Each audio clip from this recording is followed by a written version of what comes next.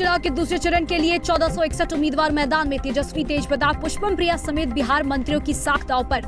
मंगलवार को उम्मीदवारों की किस्मत ईवीएम में होगी कैद। 15 साल से कांग्रेस में रही अन्नू टंडन समाजवादी पार्टी में हुई शामिल। अखिलेश यादव की मौजूदगी में ली सदस्यता। 29 अक्टूबर को कांग्रेस के प्रदेश नेतृत्व से नाराजगी के चलते दिया था इस्तीफा।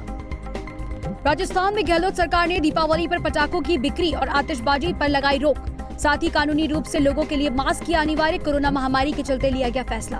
बिहार विधानसभा चुनाव के दूसरे चरण की वोटिंग के लिए रविवार शाम चुनाव प्रचार थम गया है। 3 नवंबर को 94 सीटों पर चुनाव होने हैं। इन सीटों पर 1461 प्रत्याशी मैदान में है। बीजेपी ने दूसरे चरण में अपने 46 उम्मीदवार मैदान में उतारे हैं। दूसरे चरण में बिहार में 4 मंत्रियों के साथ साथ बड़े नेता तेजस्वी यादव और तेज प्रताप यादव जैसे नेताओं की किस्मत दांव पर लगी है। बिहार विधानसभा के दूसरे चरण का चुनाव प्रचार रविवार शाम थम गया है। दूसरे चरण के चुनाव के तहत 3 नवंबर को 94 विधानसभा क्षेत्रों में मतदान होना है। प्रचार के आखिरी दिन रविवार को प्रधानमंत्री नरेंद्र मोदी के अलावा सीएम नीतीश कुमार, सुशील कुमार मोदी ने राष्ट्रीय जनतांत्रिक गठबंधन के उम्मीदवारों के समर्थन में रैली कर वोट मांगे। वहीं विपक्षी महागठबंधन की ओर से आरजेडी नेता तेजस्वी यादव ने महागठबंधन के प्रत्याशियों के पक्ष में चुनावी सभाएं और रैलियां की, जबकि चिराग पासवान ने लोजपा प्रत्याशी के लिए वोट मांगे।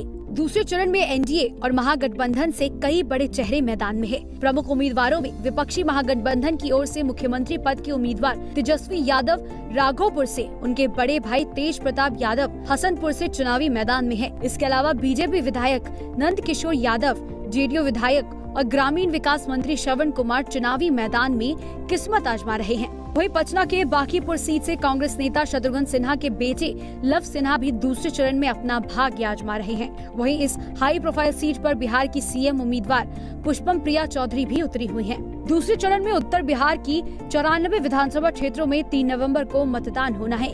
ये सीटें राज्य के 17 जिलों में है। वहीं दूसरे चरण के चुनाव में कुल 1463 प्रत्याशी चुनावी मैदान में है। कांग्रेस से इस्तीफा देने वाली उन्नाव की पूर्व सांसद अन्नू टंडन समाजवादी पार्टी में शामिल हो गई हैं। अखिलेश यादव की मौजूदगी में उन्होंने लखनऊ कार्यालय में आज समाजवादी पार्टी की सदस्यता ग्रहण करी है। उन्होंने इस बात का ऐलान शनिवार को ही कर दिया था।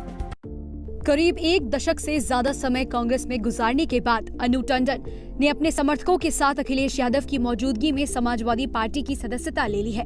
कांग्रेस छोड़ने को लेकर अन्नू टंडन ने कहा कि मैंने करीब 15 साल कांग्रेस में गुजारे हैं और मुझे राहुल गांधी व सोनिया गांधी से भरपूर स्नेह मिला है, लेकिन मैं 2019 के बाद से निराश थी। मुझे सोनिया गांधी जी और राहुल गांधी जी से पूर्ण स्नेह मिला, काम करने का मौका मिला, लेकिन कुछ 2019 के बाद मुझे ये महसूस हुआ कि भले ही अखिलेश यादव जी की तरफ एक आकर्षण था कि इनको मजबूत करना है, लेकिन जैसा होता है एक महिला के साथ कि वो भावनाओं में अटकी हुई थी और मगर इन 1-1.5 साल में काम करने का मौका नहीं मिल रहा था और साफ जाहिर था कि वो कहीं नहीं पहुंच रहे आगे। अगर वो आगे नहीं पहुंच रहे तो ये नुकसान मेरा नहीं है, ये नुकसान अपने लोगों का है और अपने लोगों के खातिर अपनी ये छोटी मोटी भावनाओं को मैंने किनारे किया और जिस चीज़ के लिए बहुत दिनों से मैं इच्छुक थी वो मैंने निर्णय ले लिया और आज अखिलेश यादव जी के साथ उनके बगल में हूँ और इनके साथ कंधे से कंधा मिलाकर इनको अगला मुख्यमंत्री बनाना, यही हमारा अब ध्येय हो गया है। वहीं अखिलेश यादव ने अन्नू टंडन और उनके समर्थकों का स्वागत किया है और कहा कि उन्नाव के सांसद रहने के दौरान उन्होंने गरीबों के लिए बहुत काम किया, लेकिन प्रदेश की बीजेपी सरकार गरीबों, दलितों और पिछड़ों को नुकसान पहुंचा रही है। तो सोचिए, इन्होंने उस समय से काम किया, राजनीतिक परिस्थितियां बदली हैं। मुझे खुशी है कि जमीन पे काम करने वाली और महिलाओं के बीच में काम करने वाली, लगातार सरकार में हो नहीं हो, सांसद हो नहीं सांसद रहें, लेकिन मदद करती रहें, क्षेत्र के लोगों से जुड़ी रहें, ऐसी नेता हमें मिली है। मैं इनका स्वागत करता हूं, बहुत बहुत बधाई देता हूं और हमें उम्मीद है कि आपके आने से पार्टी को ताकत बनेगी, ताकत मिलेगी और यही प्रयास हमारा रहेगा कि अच्छे लोगों को पार्टी से हम जोड़ें। और जब अच्छे लोग पार्टी से जुड़ेंगे तो बहुत सारे समाज के अच्छे लोग ये चाहेंगे कि एक अच्छी सरकार प्रदेश में बने।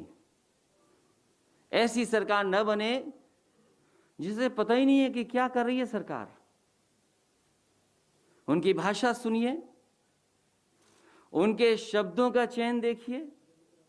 मानने को तो दिव्य शक्ति है उनके पास, लेकिन शब्दों में वो दिव्य शक्ति नहीं दिखाई देती है। अनु टंडन वर्ष 2009 में कांग्रेस से चुनाव जीतकर जिले की सांसद बनी थी। 2014 और 2019 का भी चुनाव लड़ा, लेकिन सफलता नहीं मिली। पार्टी में नाराज होकर उन्होंने 29 अक्टूबर को कांग्रेस से इस्तीफा दे दिया था। शनिवार शाम उन्होंने समाजवादी पार्टी में शामिल होने की घोषणा कर दी थी। इससे पहले उन्होंने अपने ऑडियो मैसेज के जरिए अपने सभी समर्थकों से सपा का साथ देने की अपील भी की थी। राजस्थान में इस बार दिवाली बिना पटाखों के मनाई जाएगी। जी हां, आपने सही सुना। राजस्थान सरकार ने कोरोना महामारी को देखते हुए ये घोषणा की है कि दिवाली के दौरान इस बार पटाखों की बिक्री पर प्रतिबंध लगा दिया गया है। और ये फैसला इसलिए लिया गया है क्योंकि पटाखों से जो प्रदूषण होता है, इससे कोरोना मरीजों को काफी दिक्कत हो सकती है।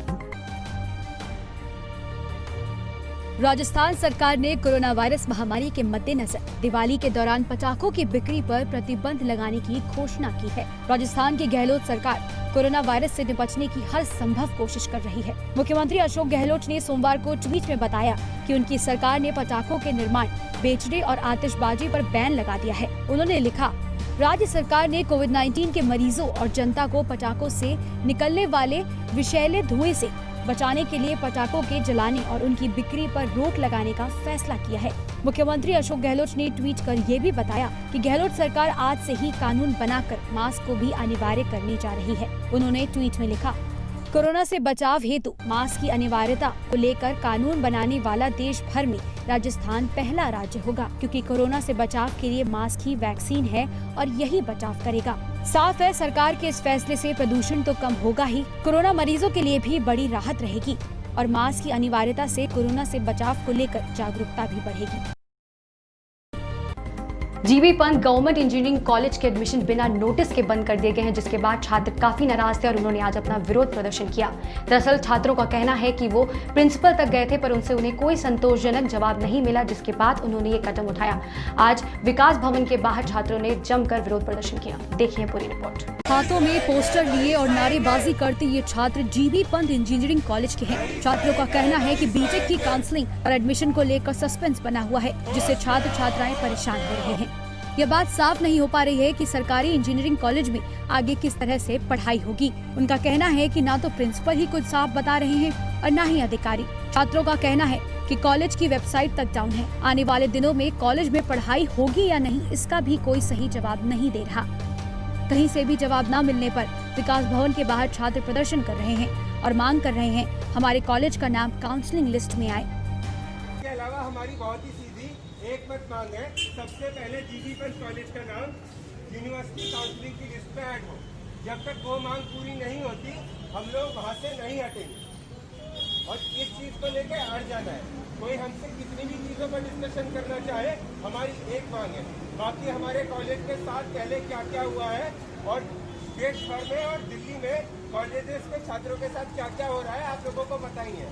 तो हमारी एक मांग है, उसके लिए हम अड़ जाएंगे, पर अथॉरिटीज को बिल्कुल भी कोई भी एक मौका नहीं देना कि वह हम लोगों को रोक सके। विरोध कर रहे छात्रों ने डिप्टी सीएम के ओएसडी से भी मुलाकात की, लेकिन कोई आश्वासन वहां से भी नहीं मिला। विरोध कर रहे छात्रों को एबीवीपी, आईसा, एनएसयूआई के छात्रों का भी सपोर्ट मिला है। छात्रों की मांग है कि जीबी पंत का नाम यूनिवर्सिटी काउंसलिंग की लिस्ट में शामिल हो और जब तक हमारी मांग नहीं मानी जाएगी, हम अपना विरोध जारी रखेंगे। फिलहाल अभी कोई आधिकारिक जवाब नहीं मिला है। छात्रों से बात करने कोई नहीं आया है।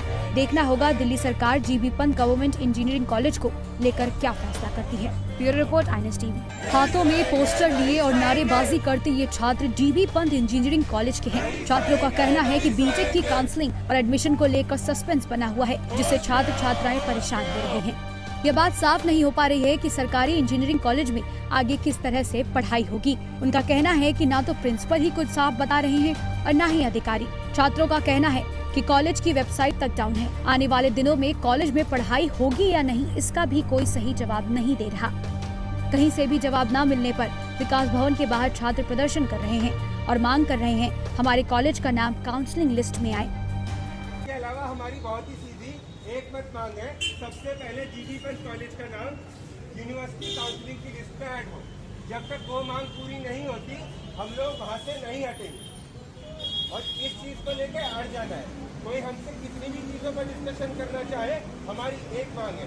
बाकी हमारे कॉलेज के साथ पहले क्या क्या हुआ है और देश भर में और दिल्ली में कॉलेजेस के छात्रों के साथ क्या क्या हो रहा है आप लोगों को पता ही है। तो हमारी एक मांग है, उसके लिए हम अड़ जाएंगे, पर अथॉरिटीज को बिल्कुल भी कोई भी एक मौका नहीं देना कि वह हम लोगों को रोक सके। विरोध कर रहे छात्रों ने डिप्टी सीएम के ओएसडी से भी मुलाकात की, लेकिन कोई आश्वासन वहां से भी नहीं मिला। विरोध कर रहे छात्रों को एबीवीपी, आईसा, एनएसयूआई के छात्रों का भी सपोर्ट मिला है। छात्रों की मांग है कि जीबी पंत का नाम यूनिवर्सिटी काउंसिलिंग की लिस्ट में शामिल हो और जब तक हमारी मांग नहीं मानी जाएगी हम अपना विरोध जारी रखेंगे। फिलहाल अभी कोई आधिकारिक जवाब नहीं मिला है। छात्रों से बात करने कोई नहीं आया है। देखना होगा दिल्ली सरकार GB Pant government engineering college को लेकर क्या फैसला करती है। कोरोना वायरस की रफ्तार देश में अब काबू में आ रही है। पिछले कई दिनों से 50,000 से कम नए मामले डेली दर्ज किए जा रहे हैं, क्योंकि पिछले 24 घंटे में 45,000 से ज्यादा नए मामले सामने आए हैं। लेकिन कुछ राज्यों के आंकड़े चिंताजनक हैं। दिल्ली में पिछले 5 दिनों से लगातार 5,000 से ज्यादा केसेस आ रहे हैं। भारत में कोरोना वायरस संक्रमण की रफ्तार काबू में आती नजर आ रही है। बीते 24 घंटों में भी भारत में कोरोना वायरस संक्रमण के 50,000 से कम मामले सामने आए हैं। साथ ही मौत का आंकड़ा भी लगातार कम हो रहा है। हालांकि कुछ राज्यों के आंकड़ों ने चिंता बढ़ा दी है। राजधानी दिल्ली में पिछले 5 दिनों में 5,000 से ज्यादा मामले सामने आ रहे हैं। वहीं केरला में भी कोरोना की रफ्तार तेज हो गई है। देश में कोरोना मरीजों का आंकड़ा 82 लाख के पार हो गया है। स्वास्थ्य मंत्रालय के सोमवार सुबह जारी किए गए आंकड़ों के हिसाब से भारत में पिछले 24 घंटों में कोरोना वायरस के 45,230 नए मामले सामने आए हैं, जिसके बाद कुल मामलों की संख्या 82,29,313 हो गई है। देश में पिछले 24 घंटों में कोविड-19 से 496 मरीजों की मौत हो गई है, जिसके बाद कुल मौतों की संख्या 1,22,607 हो गई है।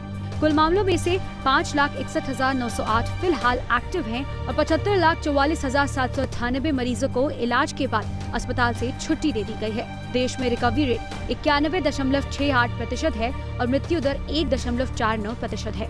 वहीं देश की राजधानी दिल्ली में कोरोना वायरस के मामलों ने एक बार फिर रफ्तार पकड़ ली है। दिल्ली में लगातार 5वें दिन 5,000 से अधिक नए मरीज सामने आए हैं। दिल्ली में रविवार को 5,664 लोग कोरोना वायरस से संक्रमित हुए हैं। इससे पहले शनिवार को कोविड-19 संक्रमण के 5,062 मामले सामने आए थे। महाराष्ट्र कोरोना वायरस से सबसे प्रभावित राज्य बना हुआ है। यहाँ अब तक 16,83,775 मामले दर्ज हो चुके हैं और 44,024 मरीजों की मौत हो चुकी है। इसके बाद संक्रमण के मामले में आंध्र प्रदेश, कर्नाटक, तमिलनाडु और उत्तर प्रदेश का स्थान है।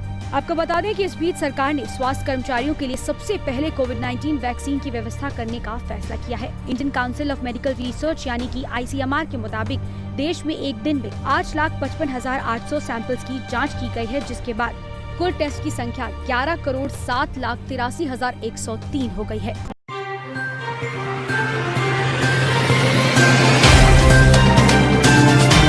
Subscribe now and press the bell icon. Never miss an update.